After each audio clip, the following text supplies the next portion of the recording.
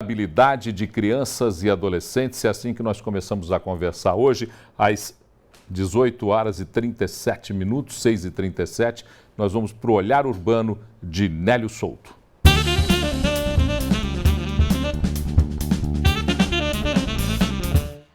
Olá, Paulo. Olá, pessoal. Tudo bem? Bom, o Olhar Urbano de hoje vai falar sobre a vulnerabilidade infantil. Uma matéria publicada pelo jornal O Globo aponta as principais cidades brasileiras e seus números de ocorrências relacionadas à exploração sexual infantil, ao aliciamento de menores. Essa pesquisa foi feita como base o ano de 2013, porém, as cidades que receberão jogos da Copa tem números maiores que outras cidades. Só para a gente ter aí uma ideia, Rio de Janeiro, número assustador, foram registrados 234 casos, São Paulo com 174 casos, Salvador 160 casos, Brasília 115 casos e Fortaleza 134 casos. Belo Horizonte com 75 casos não é uma cidade que tem o potencial turístico, né, atualmente, como o Rio de Janeiro, ou São Paulo, ou Salvador, então está aí na casa dos 75 casos. É um número alto, porém bem menor que as principais cidades turísticas aí do país, inclusive Fortaleza com 134 casos. A pesquisa também considerou o sexo do agressor, 23,9% é do sexo feminino e 58,5% do sexo masculino. A faixa etária do agressor está entre 36 a 40 anos, essa idade representa 8,9% dos agressores. Relação com a vítima, 36,5% é desconhecido, ou seja, não está dentro, dentro de casa, dentro do ambiente doméstico ali. Então, 36,5% são desconhecidos da vítima. O local da violação, 39,5% é na casa do suspeito, 21,3% na casa da vítima, 14,2% na rua. O sexo das vítimas, 65% sexo feminino, 18% sexo masculino, 17% não foi considerado na pesquisa. Detalhe, há um aumento bem grande, bem considerável no número de vítimas masculinas. Inclusive, a estatística mostra que a cada 4 mulheres violentadas, crianças do sexo feminino violentadas, temos pelo menos um do sexo masculino. Com relação à cor e raça, 53,8% não foi informado, não foi considerado na pesquisa, mas 21,1% são pardos, 18% brancos e 6,9% cor preta. E a faixa etária, entre 12 e 14 anos, representando 28,7% das vítimas. Bom, como a gente sempre faz aqui no Olhar Urbano, a nossa intenção é chamar a sociedade, chamar as autoridades para essa discussão, para a gente cuidar, das nossas crianças, nossos adolescentes, nossos jovens, principalmente nesse período de Copa do Mundo. O estudo aponta que nesse período há uma promessa aí, de trabalho, de possibilidade de se assistir aos jogos. Então há um momento de maior vulnerabilidade dessas crianças. Principalmente também tem uma agravante: durante o período de jogos não haverão aulas. Então o aluno, a criança aí, não estará na escola, não estará sob a proteção da escola, então talvez fique mais fácil aí, dela circular, dela vagar e estar em condição então de vulnerabilidade, certo? Foi o nosso assunto de hoje. Nos vemos amanhã então com mais um assunto que esteja aí, de algo que esteja acontecendo na cidade, em Belo Horizonte. Um grande abraço, até amanhã. Grande abraço, Nélio, muito obrigado. É mesmo um grave problema. E olha, mesmo com a nossa vergonha para abordar um tema como esse problema persiste com a Copa do Mundo, com as Olimpíadas, com a chegada desses grandes e mega eventos. Chega a preocupação com o trabalho infantil, com o tráfico de drogas, com a prostituição infantil. E então nós vamos falar com a delegada Yara Franco, que é responsável pela Delegacia de Proteção a Crianças e Adolescentes. Doutora Yara, boa noite, muito obrigado por ter atendido o nosso convite. É um prazer tê-la conosco. Com a chegada desses grandes eventos, e como o Nélio também fez questão de citar as férias escolares, aumenta bastante essa preocupação e a exposição dessas crianças, porque se sentem atraídos por um grande evento e ficam um pouco mais expostos a álcool, drogas, prostituição. Aqui em Belo Horizonte, existe alguma coisa já sendo feita para se preparar para essa realidade que pode ser mais grave durante a Copa? Com certeza. Os órgãos públicos já estão conversando há algum tempo, no sentido de se ter uma ação única para prevenir os delitos que vão chegar com a Copa, com os grandes eventos, com o aumento do número de pessoas na cidade. E o nosso foco é especialmente com as crianças, com os adolescentes, e para isso o Judiciário, a Promotoria, a Polícia Civil, a Polícia Militar, prefeituras, todos os órgãos públicos estão conversando para ter uma unicidade de ações no sentido de proteger as crianças que vão estar mais vulneráveis nesse período. Belo Horizonte não é uma cidade, pelo menos ao que mostra o gráfico, os dados que foram divulgados pelo Ministério da Justiça, não é uma cidade que chama atenção com relação à prostituição infantil, particularmente o turismo sexual. Sim. Mas nós temos aqui o problema do álcool, temos o problema do tráfico de drogas, com crianças sendo usadas como aviãozinho do tráfico em quase todos os nossos bairros, a periferia da cidade particularmente, e também nos bairros de classe A, Centro-Sul, eles são usados para disseminar a entrega das drogas para os traficantes. Quais são os principais problemas que nós enfrentamos aqui na nossa cidade quando se trata de vulnerabilidade de crianças e adolescentes? Na questão da criança e do adolescente como ser vulnerável, a gente observa, infelizmente, um grande número de menores que são vítimas de exploração sexual, lesões físicas, psicológicas, muitas das vezes cometidas pelas próprias pessoas que convivem com essas crianças. Dentro da família, então, nós temos aqui em Belo Horizonte os casos mais graves. A gente tem principalmente casos em que até mesmo os pais ou pessoas próximas da família, de alguma forma, que têm a confiança da criança e do adolescente, se aproveitam para se aproximar desse menor e abusar dele de alguma forma, seja sexualmente, seja de forma psicológica. Existem uma série de abusos que acontecem muito em Belo Horizonte. Do ponto de vista do agressor, daquele que abusa, a lei está aí e existe. Mas e a lei, do ponto de vista legal, qual a responsabilidade dos pais? Como é que a lei vê a responsabilidade dos pais na proteção desse menor? Sim, aí cada caso tem que ser analisado com cuidado. Tem que se ver a atitude do pai ou da mãe naquela situação específica. A gente chega a ter casos em que a mãe sabe dos fatos que estão ocorrendo, os fatos criminosos que estão ocorrendo contra a criança ou adolescente e se omite. Nesse caso, ela vai ser responsabilizada da mesma forma que o agressor. Existem casos que, infelizmente, pela própria vergonha da criança diante daquela situação, ela se cala e os pais não têm contato, não têm conhecimento de que aquilo está acontecendo. Por isso que a gente sempre fala que a prevenção, nesse caso, é a nossa maior parceira. E a prevenção em caso de crimes contra criança e adolescente é sempre o diálogo dos pais dentro de casa, terem um maior controle, monitorarem, conversarem com a criança, perceberem se ela muda de atitude, se ela está mais introspectiva, se ela mudou o tipo de atitude que ela tem normalmente. A senhora é delegada de proteção da criança e do adolescente. Exato. Pelas suas mãos passam casos que às vezes a sociedade sequer tem conhecimento. Com certeza. São casos, inclusive, São casos absurdos, sigilosos e absurdos praticados contra crianças e adolescentes. O que os pais deveriam prestar um pouco mais de atenção? Além desse carinho, dessa dedicação que a senhora acabou de falar, do ouvido, da conversa, que outros sintomas o pai pode perceber para poder proteger essa criança e esse adolescente? Hoje em dia os pais têm que ficar atentos porque o crime ele está entrando dentro de casa através da internet.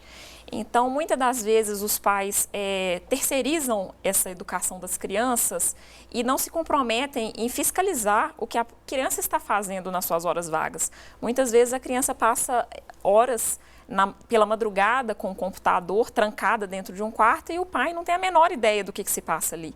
Então a gente recomenda até aqueles programas de proteção, né, que os pais têm acesso ao conteúdo que os filhos estão vendo, porque uma criança de 9 anos, um adolescente de 12 anos, ele não tem capacidade de discernimento para saber o que é a maldade que existe do outro lado da internet. Então a gente sempre recomenda ter esse controle sim, porque até mesmo os jovens hoje, diante de modas e de escola entre si, eles estão tendo a própria iniciativa de tirar fotos deles mesmos e colocar na rede.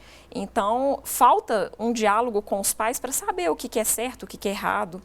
Aumenta um pouco a exposição quando isso acontece. Eles aumentam, os próprios adolescentes aumentam muito o risco, eles mesmos, talvez por uma falta de orientação. Belo Horizonte, das 13 cidades Copa, das sedes da Copa, o Nélio até acabou de mostrar na matéria, é a 6ª cidade com casos, com ocorrências de abuso sexual ou de prostituição infantil. E prostituição infantil, mais claramente, como diz a pesquisa do Ministério da Justiça. Com a chegada da Copa, espera-se que possa haver uma atração. Por exemplo, as nossas estradas são repletas de denúncias de turismo sexual ou de exploração do sexo das crianças e adolescentes. Tem-se a preocupação de que essa realidade possa migrar com a chegada dos estrangeiros em Belo Horizonte?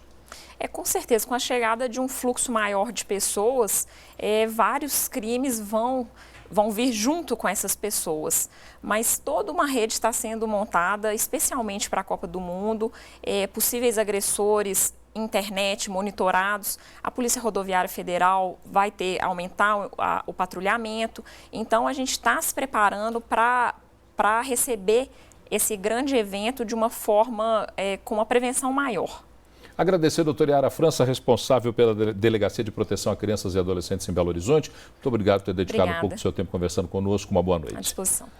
Vamos então agora dar uma olhada. Nós vamos falar, a Secretaria de Defesa Social, eu estou aqui meio perdido agora aqui, porque o João sempre apronta comigo. Eu falo do João, mas eu gostaria de contar um pouco da história do João. O João é um moço de Conceição do Mato Dentro, um jornalista, um bom jornalista, um brilhante jornalista, faz um belo trabalho, o João. Só que ele fica aqui no ponto conversando comigo, e ele conversa comigo como se na vida dele só tivesse eu e ele para conversar. E aí ele vai falando, eu vou me perdendo aqui, mas tudo bem. João, vamos então lá. A Secretaria de Defesa Social do Governo de Minas espera conseguir a liberação de mais de 156 milhões de reais que serão usados na ampliação do programa Fica Vivo e também das APACs mineiras. O foco dessas ações, desse investimento, serão jovens que cada vez mais se envolvem com o crime em nosso estado. Vamos dar uma olhadinha na matéria. A SEDES, Secretaria de Estado de Defesa Social, espera viabilizar até o final de 2014 um financiamento de 70 milhões de dólares, cerca de 156 milhões de reais, para expandir o programa Fica Vivo e a APAC, Associação de Proteção e Assistência aos Condenados em Minas. A verba virá do Banco Interamericano de Desenvolvimento. O dinheiro será aplicado na construção de mais 8 núcleos do Fica Vivo e 7 APACs, em várias regiões do estado. Atualmente, 31 núcleos do Fica Vivo funcionam em Minas. A maioria está sediada na capital. Entre 2006 e 2013, quase 102 mil jovens já foram atendidos nas unidades, em oficinas de esporte, cultura e artes. Com relação às APACs, administradas em parceria com o Poder Judiciário, desde 2001, 33 unidades ofertam 2.366 vagas em todo o estado. Hoje, 2.058 recuperados cumprem pena nesses locais. Olha, é obrigação da sociedade, dos governantes e é de todos nós, tá? Não adianta a gente querer tirar a nossa responsabilidade da frente dos nossos olhos, não. Eu ia falar tirar o nosso da reta e a verdade é isso mesmo. Não adianta querer tirar o nosso da reta, não. Nessa hora, a responsabilidade tem que ser mesmo assumida pela sociedade, pelos governantes, particularmente pelos governantes que são prepostos da sociedade. Eles ganham o direito de nos governar através do nosso voto. E nessa hora é importante que a gente discuta o tema da proteção a menores que estão se envolvendo com crime organizado cada vez mais cedo e aqueles que, porventura, entram no crime e são condenados, às vezes pessoas que são condenadas por crimes menos expressivos do que outros, acabam se misturando com os grandes marginais, entrando para a famosa universidade do crime, e as APACs são uma proposta muito interessante nesse sentido. Mas é preciso que a sociedade os veja não só como contraventores. É preciso que a sociedade entenda que lá, dentro das APACs, estão pessoas que cometeram delitos, cometeram contravenções, mas são seres humanos que ocupam lugar na sociedade como eu, como você.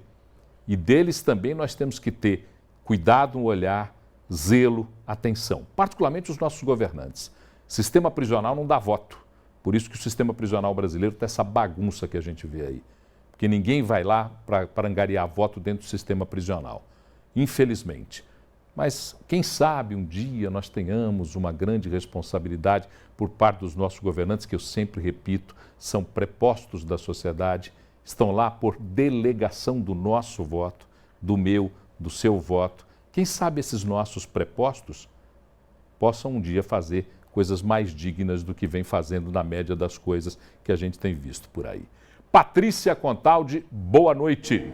Boa noite, Paulo. Nossa, você está gritando comigo aqui, por que vocês deixaram que a Patrícia gritasse assim comigo? Tudo bem com você, Patrícia? Tudo e você? Como é que foi o final de semana? Tranquilo? Graças a Deus, tudo bem. Levou as meninas no hospital no Vila da Serra, acabou tendo que correr para o outro hospital. É assim mesmo, né? Nessa época do ano enche, as crianças ficam com problemas de respiração, sempre enchem os hospitais, mas está tudo resolvido. Graças a Deus. Cheguei 9 e saí meia-noite.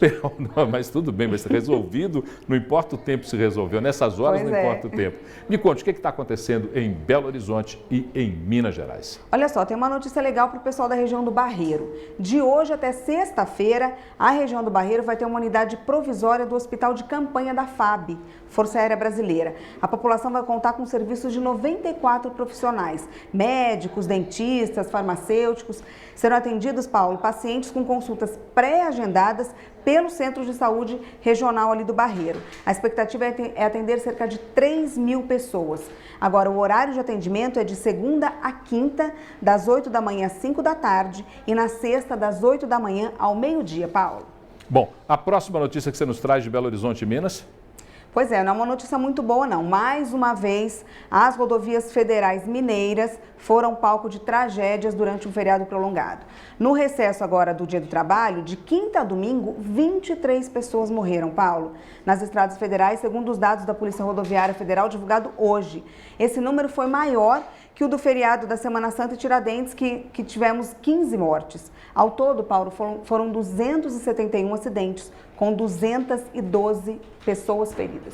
Olha, o mais importante, o mais intrigante, não digo nem importante, mas o mais intrigante, é que quando você vê o balanço da Polícia Rodoviária Federal e você presta atenção, a maior responsabilidade sobre esses acidentes foi a falha humana.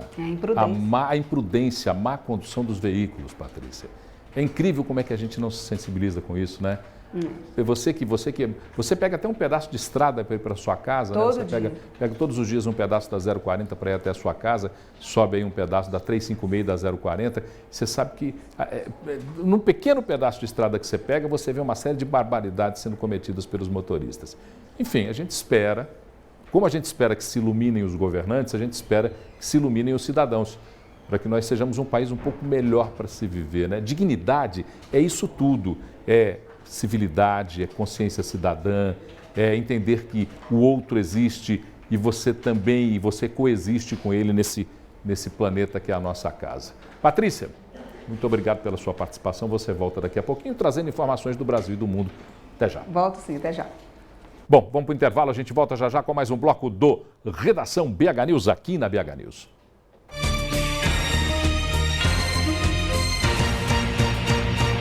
Oferecimento Deva Iveco, sempre ao seu lado. Oferecimento Deva Iveco, sempre ao seu lado. Agora são 18 horas e 58 minutos, o Redação BH News está começando no seu segundo bloco de hoje. Hoje é segunda-feira, dia 5 de maio de 2014. E o Dia das Mães já está chegando.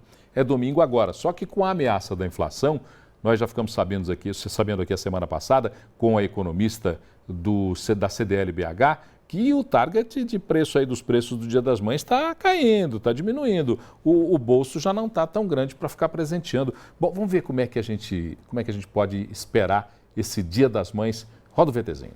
No próximo domingo é comemorado o Dia das Mães. É a segunda data que mais movimenta o comércio, ficando atrás apenas do Natal.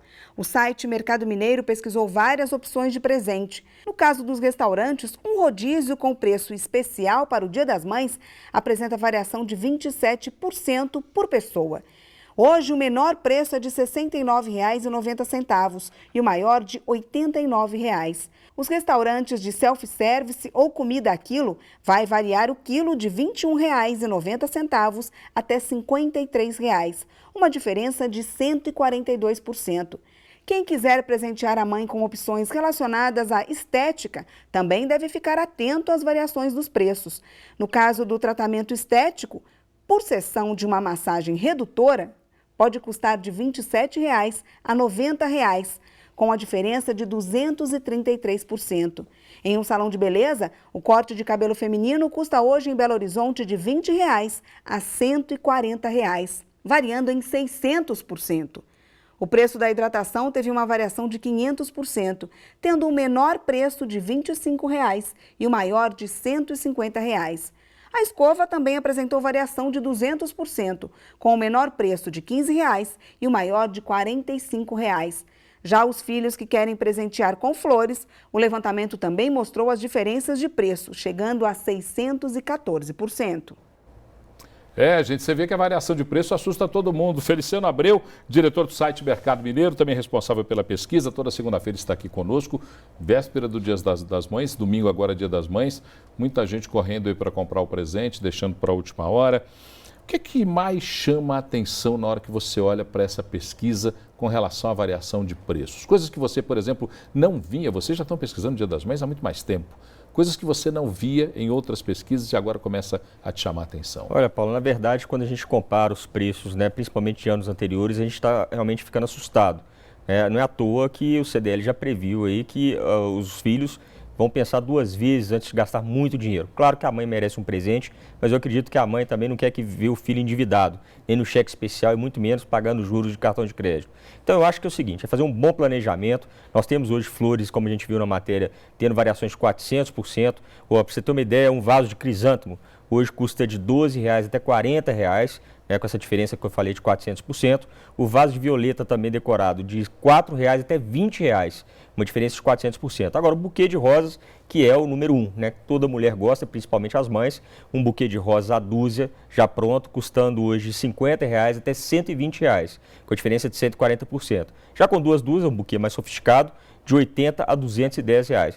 Então, aquela história, Paulo? É um planejamento, comprar dentro das condições financeiras, no caso das flores, porque muitas vezes, o que acontece? Você deixa para comprar na véspera e acaba falando assim, vou comprar domingo de manhã. Aí você fica refém de algumas poucas floriculturas que vão ficar abertas. E a emoção fala mais alto, você compra pagando mais caro do que se você tivesse pesquisado e comprado na sexta ou no sábado, porque as flores realmente duram muito mais. Eu fico sem entender algumas coisas, Feliciano. Por exemplo, flores. Flores ou vem de Olambra ou vem de Barbacena. Não tem muitos outros lugares que fornecem flores para Belo Horizonte, para a região metropolitana Exatamente. de Belo Horizonte. Portanto, o local da compra, onde você vai buscar a tua matéria-prima para fazer o arranjo, é mais ou menos o mesmo lugar para todo mundo. E temos diferença de 400%, É isso que eu não consigo entender. Pois é, muitas vezes eles justificam em virtude aí da localização, o custo do aluguel. Isso não é justificável hoje em dia, sabe por quê? Porque quando eles estão num ponto melhor, eles pagam mais aluguel, mas vendem mais, pela quantidade de demanda que tem. Agora, o pior, na minha opinião, é que nós fizemos essa pesquisa na semana passada para soltar essa semana. E eles nos disseram que pode ter aumento de preço. Isso é especulação, porque a gente sabe que muitas vezes o preço não vai cair a quantidade de rosas nessa semana. Vai ter uma venda maior, uma demanda maior e tem produção para isso que eles sabem que tem. Então, eles tendem a aumentar o preço. Nós temos que fazer a nossa parte, pesquisar, e o consumidor que de repente vê uma flora cobrando outro preço que seja mais caro do que nós pesquisamos, tem que questionar e até mesmo boicotar. Porque as rosas hoje, as flores, todas as mulheres gostam, mas ficam preço de roupa, Paulo? Então tem que pensar aí duas vezes. A gente fez outra pesquisa também que é bem parecida, que é a cesta de café da manhã. Isso que eu ia te perguntar, a cesta de café da manhã é uma coisa que virou um hábito, aliás, um hábito saudável, agrada, Você proporciona para sua mãe, no Dia das Mães, a possibilidade de receber em casa uma cesta de café da manhã. É bem bacana. Está muito cara também? Muito caro também. Olha, nós fizemos o levantamento das cestas de café da manhã. Primeiro, um detalhe. Vale chamar a atenção aí do consumidor que ele tem que procurar uma empresa séria que vai entregar dentro do horário combinado. Nós temos aí notícias que muitas vezes, devido à demanda, essas cestas chegam 11 horas da manhã, quase na hora do almoço, ou chegam 6 horas da manhã de domingo. Então, acaba sendo um presente grego. Então, muitas vezes, olhar uma empresa séria, ver o que vem dentro dessa cesta, porque hoje, em matéria de preço, elas custam de R$ 48,00 até R$ 188,00, com a diferença de 291%. Então, é combinar direitinho, planejar, para também não entrar no vermelho, né, Paulo? Para agradar a mãe, que a mãe vai ficar muito feliz, e a cesta de café da manhã acaba que ela distribui para os filhos todos, né? E acaba todo mundo participando da festa ali no café da manhã. Exatamente. Você acaba dando um presente que você se beneficia dele. É sempre assim, o filho é muito esperto, né? Mas é bom mesmo prestar bastante atenção, particularmente com essa variação de preços que você fala. Quase 300%. Eu me assusto muito quando você fala nessa variação. É incrível. E são muito próximos. É claro que a cesta de R$ 188,00 é uma cesta que tem alguns produtos um pouco mais nobres, mas a cesta de R$ 48,00 também é muito satisfatória e vai atender bem a necessidade do consumidor, que é a mãe no caso. Feliciano Abreu, muito obrigado. Obrigado por se dispor mais uma vez a estar aqui conosco na segunda-feira. Segunda-feira que vem, nós estamos aqui para conversar sobre casamentos. A gente já está terminando a pesquisa de casamentos, mês de maio, mês das noivas, né? Vamos ver quanto que custa para casar em Belo Horizonte. Vamos ver, né? Será que casar tá tão caro assim? Tá caro. Tá caro casar, né? Também as pessoas fazem cada coisa para casar. Cada festa absurda, Nossa, chuva de rosas em helicóptero. Exatamente, trazendo cantores aí. Cantores internacionais. Exatamente, fica complicado. Agora tá complicado mesmo. É bom que ser convidado, né? Não pagar. Obrigado, Feliciano. Um abraço. Bom, nós vamos agora conhecer um pouco sobre a Comissão de Veneza. Comissão de Veneza mesmo? Você me falou aqui, João, eu não entendi direito. A Comissão de Veneza é um evento internacional. A abertura dele foi em Ouro Preto. Teve a presença do presidente do STF, Joaquim Barbosa, e também do governador de Minas Gerais, Alberto Pinto Coelho. Vamos ver. O governador Alberto Pinto Coelho participou em Ouro Preto da abertura do encontro da Comissão Europeia para a Democracia através do Direito, conhecido como Comissão de Veneza. É a primeira vez que o encontro está sendo realizado no Brasil. Durante 2 dias, terão reuniões e debates com ministros do Suprema Corte e especialistas de 20 países. Uma das discussões é o papel dos juízes na proteção dos direitos econômicos. Participam também da cerimônia de abertura o presidente do Supremo Tribunal Federal, ministro Joaquim Barbosa, a ministra do Supremo Tribunal Federal, Carmen Lúcia, e o presidente do Tribunal de Justiça de Minas Gerais, Joaquim Herculano. É uma comissão não apenas de estudos, mas ela exerce uma espécie de monitoramento constante das regras do jogo democrático, não só na Europa, mas em outras partes do mundo. Enaltecer a iniciativa da magistratura brasileira, não só de compor a Comissão de Veneza, mas com a iniciativa de fazer com que pudesse sediar aqui no Brasil, na nossa histórica Ouro Preto, uma reunião dessa comissão. Estou aqui tomando uma aguinha enquanto ouvi o governador Alberto Pinto Coelho e conversava com Carlos Barroso. Carlos Barroso esteve hoje no encontro da VIB Comunicação, da revista Viver Brasil. O convidado foi o ex-governador de Pernambuco, Eduardo Campos, candidato ou pré-candidato do PSB à presidência da República. E nós vamos então assistir a conversa, a primeira conversa que teve Carlos Barroso com Eduardo Campos no encontro da VIB. O presidenciável do PSB, Eduardo Campos, prometeu que, caso vença a eleição, afastará as velhas raposas do governo dele, a quem chamou de fisiológicos e patrimonialistas. Segundo assessores, foi uma referência implícita ao PMDB. Quem são as raposas são os que estão fazendo política em Brasília sem olhar a pauta da sociedade, fazendo política numa redoma, pensando só nos interesses deles mesmos, das suas organizações partidárias.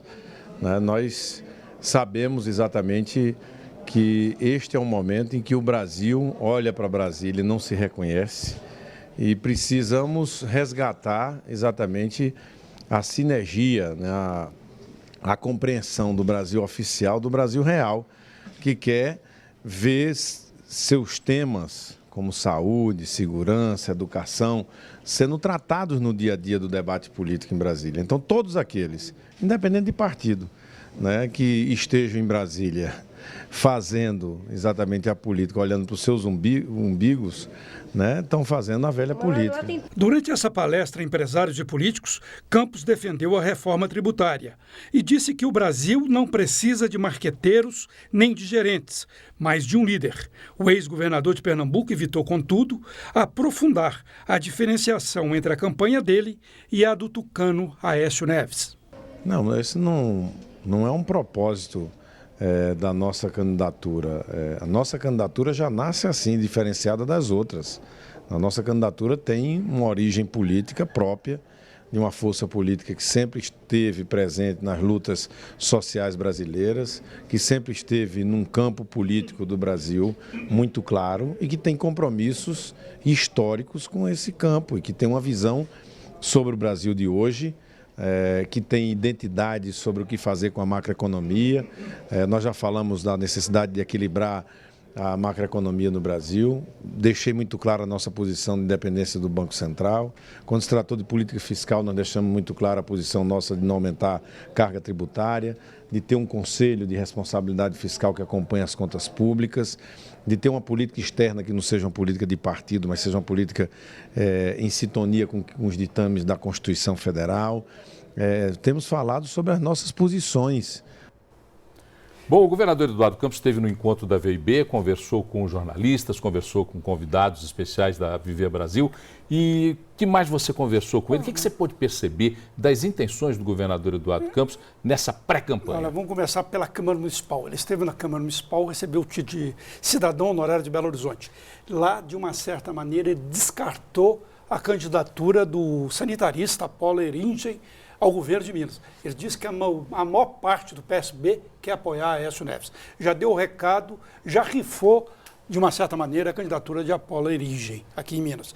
E lá nesse encontro com empresários e tudo, essa questão da diferenciação da campanha dele, da de Aécio Neves, foi um fato que ele começou no último final de semana agora. Por quê?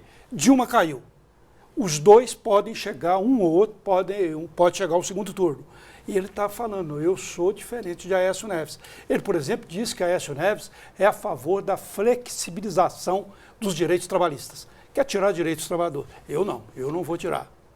Já colocou um ponto de ruptura entre os dois. Disse que Aécio é a favor da redução da penalidade do menor, de 18 para 16 anos. Ele disse, isso não resolve a violência. Eles dizem que ele é candidato para 2018, mas parece, pelos últimos dias, que ele está querendo ser candidato agora mesmo. Bom, essa é a conversa do governador Eduardo Campos. Vamos agora ver os desdobramentos da campanha que está apenas começando. Aliás, oficialmente nem começou. São todos pré-candidatos. Né? Pré-candidatos. É em junho que acontecem, até dia 30 de junho acontecem as convenções e eles serão candidatos. Né? Mas eu acho que isso vai caminhar para isso, para os dois começarem a marcar posição e serem adversários realmente. Vocês estão rodando a vinheta para avisar que tem que ir para o intervalo ou não? Porque começa amanhã o Congresso Mineiro de Municípios, que é realizado pela Associação Mineira de Municípios. O evento reúne prefeitos de todo o estado, vão discutir questões comuns a todas as cidades mineiras e também ouvir a opinião de especialistas, de políticos que fazem parte das mesas de debate. Vamos conhecer um pouco mais do Congresso Mineiro de Municípios. Começa amanhã em Belo Horizonte o 31º Congresso Mineiro de Municípios. O evento, que será realizado no Expo Minas até o dia 8 de maio, vai discutir e debater os cenários econômicos e políticos mundial, brasileiro e mineiro para o ano de 2014. Além do congresso, acontecerá simultaneamente a 30ª Feira para o Desenvolvimento dos Municípios, voltada para as novidades de tecnologia e gestão. A abertura do Congresso será às 10 horas da manhã desta terça-feira. O senador Aécio Neves será o primeiro palestrante. Ele vai falar sobre os desafios do Brasil e o papel dos municípios. Personalidades como Carlos Sadenberg, William Vac, o senador Clésio Andrade, o ex-ministro Fernando Pimentel, o prefeito de Belo Horizonte, Márcio Lacerda, e o ex-ministro Pimenta da Veiga também vão participar do evento. Bom, para o intervalo, a gente volta já já com mais um bloco do Redação BH News aqui na BH News.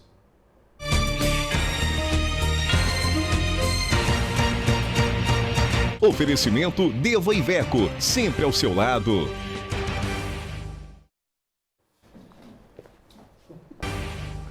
Ontem aconteceu a parada gay em São Paulo e o tema principal foi a denúncia do aumento de casos de homofobia no Brasil. Nós vamos falar sobre o tema com a psiquiatra Gilda Pauliello, que é diretora da Associação Mineira de Psiquiatria e autora do livro As Homossexualidades na Psicanálise. Boa noite, doutora Gilda. Boa noite, Paulo. Prazer tê-la conosco aqui. Muito obrigada. Mesmo sendo um dos primeiros países a descriminalizar a homossexualidade, em 1830, através do imperador Pedro II, o Brasil descriminalizou a homossexualidade. Nós continuamos ainda ostentando índices altíssimos de homofobia se comparados com outros países do mundo. Por quê? Isso seria mais um descompasso aí entre esse ato, né, de Dom Pedro, que foi pioneiro mesmo na época, né, junto com pouco depois da França, e muito antes de vários outros, como a Alemanha, que só em 1970 que foi descriminalizado na Alemanha. E, então, o Brasil deveria ter avançado muito nessa questão, né, de respeito às diferenças. Eu vejo a situação da seguinte forma. Historicamente, nós sabemos que entre os índios a homossexualidade era uma coisa natural, né? Era aceita, fazia parte, inclusive, da educação, como na Grécia Antiga, né? O jovem éfebo era tomado por um mestre e a iniciação sexual também era feita por ele, também acontecia entre os índios. Com o cristianismo, com a catequização dos índios, isso passou a ser um ato condenado. Se a gente pegar a história do homem, a gente pode dizer, por exemplo, que o período de obscurantismo da Idade Média, com as forças religiosas em confronto, particularmente as forças cristãs em confronto, ali começa uma mudança no comportamento? Não, a mudança foi antes, né? A homossexualidade, ela era, na Grécia, muito bem aceita, era culturalmente aceita. Depois, com o advento do cristianismo, ela passou a ser pecado e depois criminalizada e mais tarde patologizada, virou uma doença, né? Nós podemos falar um pouquinho sobre isso. Mas aqui no Brasil especificamente, então esperava-se que esse preconceito, né, fosse muito menor. Principalmente essas questões religiosas, do ponto de vista cultural, né, nos trouxe essa herança de o preconceito e discriminação. Pessoas oposições como a do pastor e deputado Marcos Feliciano ajudam a recrudescer a opinião pública no sentido de não permitir ou não entender a homossexualidade? Sem dúvida, né? É um desastre, né? Essas posições são desastrosas e infelizmente tem cada vez mais força aqui no Brasil, né? Junto com essas questões todas religiosas, né? Junto com a religião cristã, a evangélica, que cada vez maior aqui no Brasil e pegando exatamente uma faixa de população que tem menos acesso à informação, à educação, porque a questão da educação seria fundamental para a diminuição do preconceito.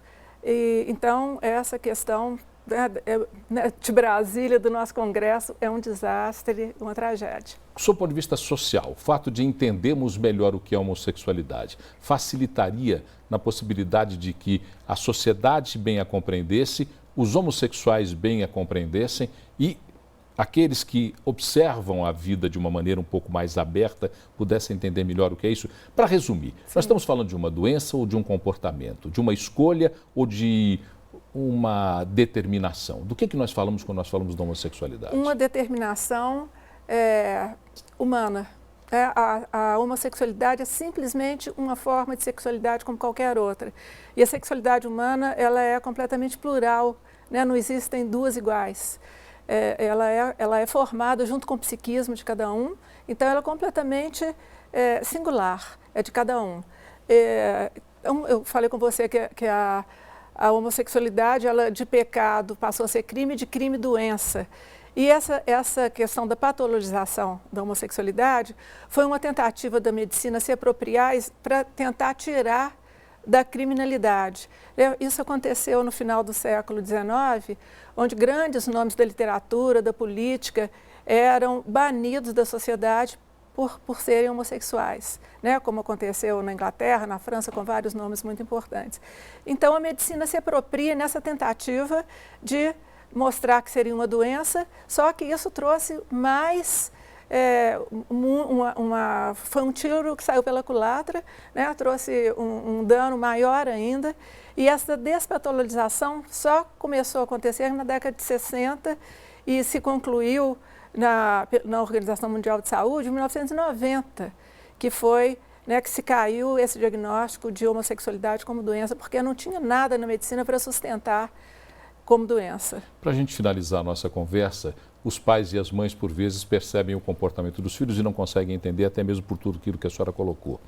E aí procuram, por vezes, médicos, psiquiatras ou médicos. A comunidade médica consegue lidar bem com esse tema? Ela tem conhecimento completo dessa realidade? Fora da psiquiatria, não. A medicina, na escola de medicina, nós não temos orientações em relação a sexualidade, que é um tema importantíssimo. Então, fora da psiquiatria, não há grande conhecimento.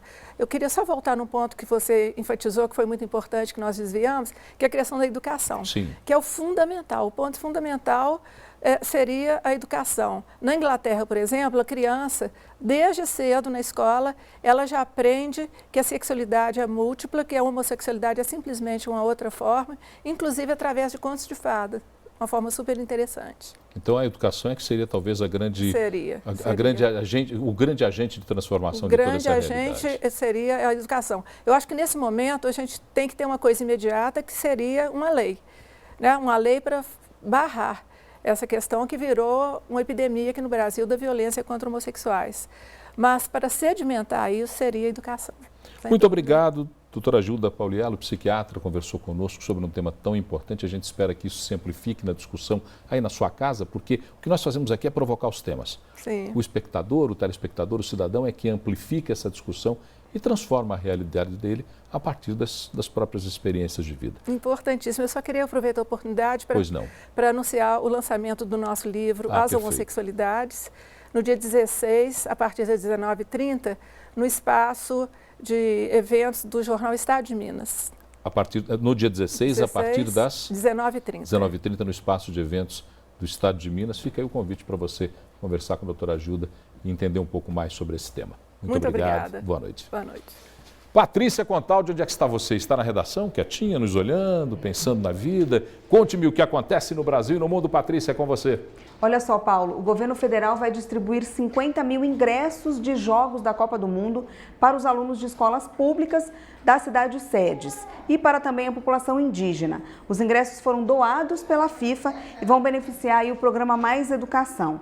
Já foi feito um sorteio para definir a ordem dessas escolas e os diretores dessas escolas têm até o dia 18 para confirmar o interesse, né, para o Ministério da Educação. A lista com o nome dos alunos sorteados vai ser divulgada no dia 6 de junho, Paulo. Perfeito, pelo menos aquela senhora gorda que mora lá na Suíça, a dona FIFA, está fazendo alguma coisa de bom nesse país? Porque tudo que a gente sabe da dona FIFA aqui é invasão, é intromissão, sabe o que eu acho? Eu acho que deixa para lá, eu não acho nada. Não. É porque esse povo não entende, sabe? Soberania é uma palavra muito forte. Soberania vem muito clara nessas conversas que a gente tem com qualquer órgão, com qualquer país, com qualquer relação. Soberania de um país não pode ser invadida por interesse comercial, como a FIFA pretende fazer várias vezes. Pelo menos está dando um presentinho aí, um cala-boca para a gente. Mais informação, Patrícia? Olha só, olha que interessante, o número total de linhas de celulares no mundo deve se igualar ao de habitantes no planeta até o final deste ano, segundo dados divulgados hoje pela ONU.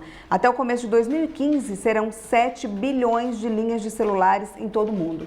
E ainda de acordo com esse levantamento, no mesmo período, 3 bilhões de habitantes no mundo estarão usando a internet, Paulo.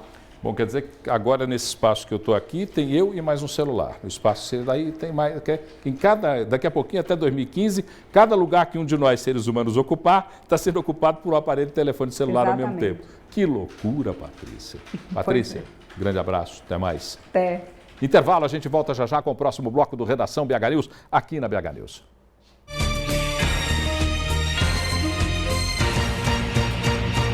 Oferecimento Deva Iveco, sempre ao seu lado.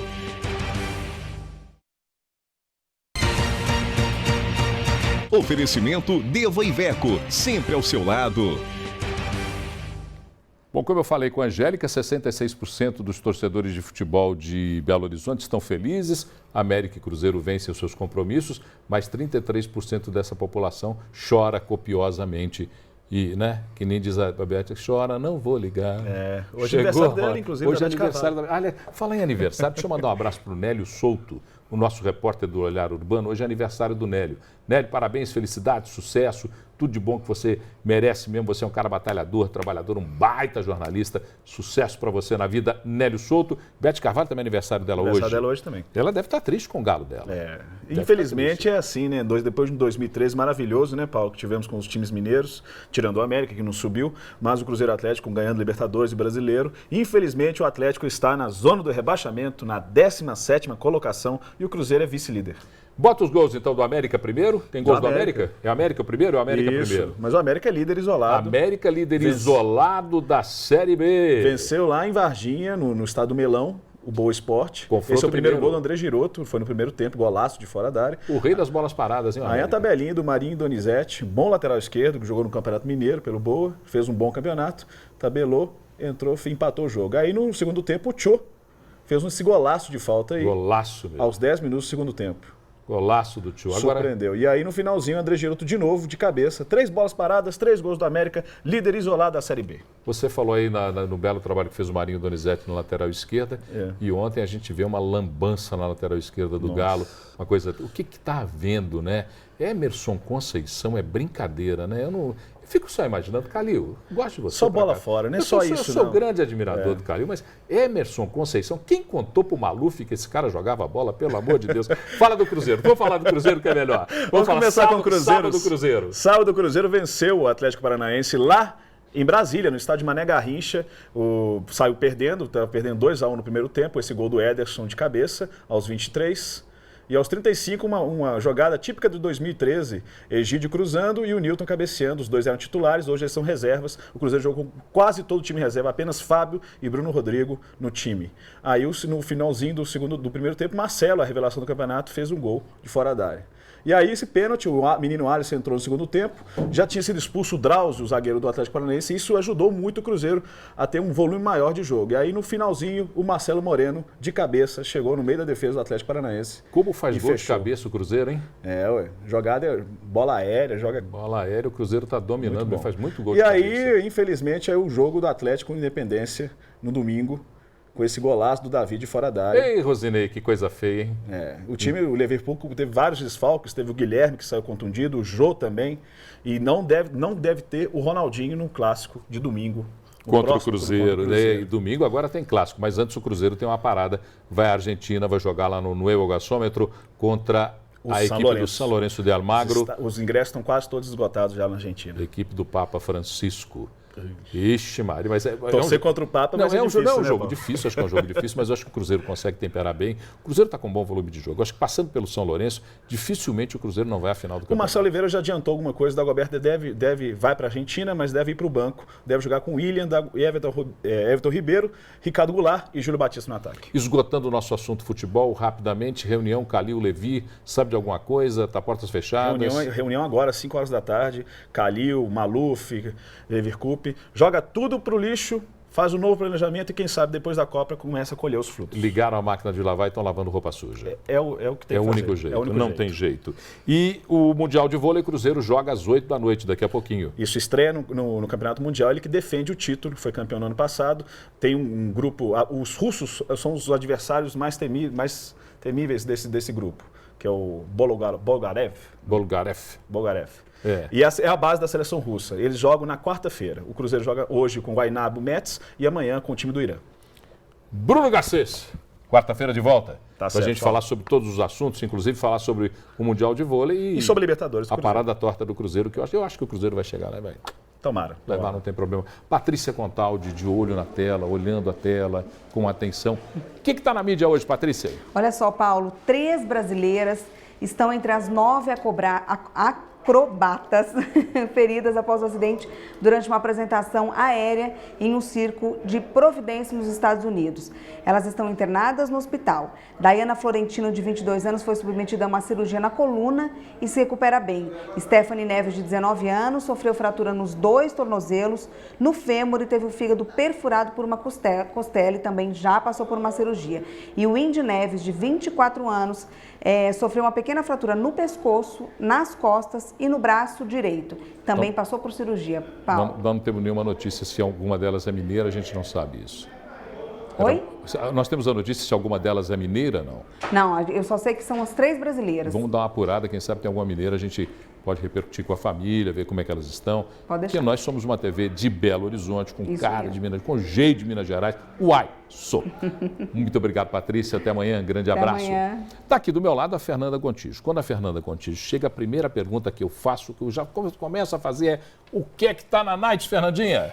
Paulo, hoje no CCBB tem a exposição chamada Olhares Múltiplos sobre 5 cidades. 4 artistas plásticos de diferentes estilos, diferentes técnicas, reproduziram em 61 obras o que de mais bonito tem, o que mais tem a ver entre 5 cidades mais importantes, as 5 cidades mais importantes do Brasil. São Paulo, Salvador, Rio de Janeiro, Belo Horizonte e Brasília. E essas 61 obras estão lá no CCBB e podem ser vistas hoje até às 9 horas da noite, com entrada franca. Praça da Liberdade, CCBB... 1127, só para ser mais da preciso. Para ser mais exato. Mas você não dá desculpa que você errou, não. Fernanda Gontijo, como sempre, grandes dicas, grandes toques. Muito obrigado. Obrigada. Boa noite, Fernanda. Boa noite. Boa noite para você que nos acompanhou desde as 6h30 até agora nesse Redação BH News, nessa jornada de 1 hora pela informação aqui na BH News, canal 9 da NET, 29 da internet, 29 do HF e na internet bhnews.tv.br. Muito obrigado pela sua companhia. Amanhã de volta. Tchau.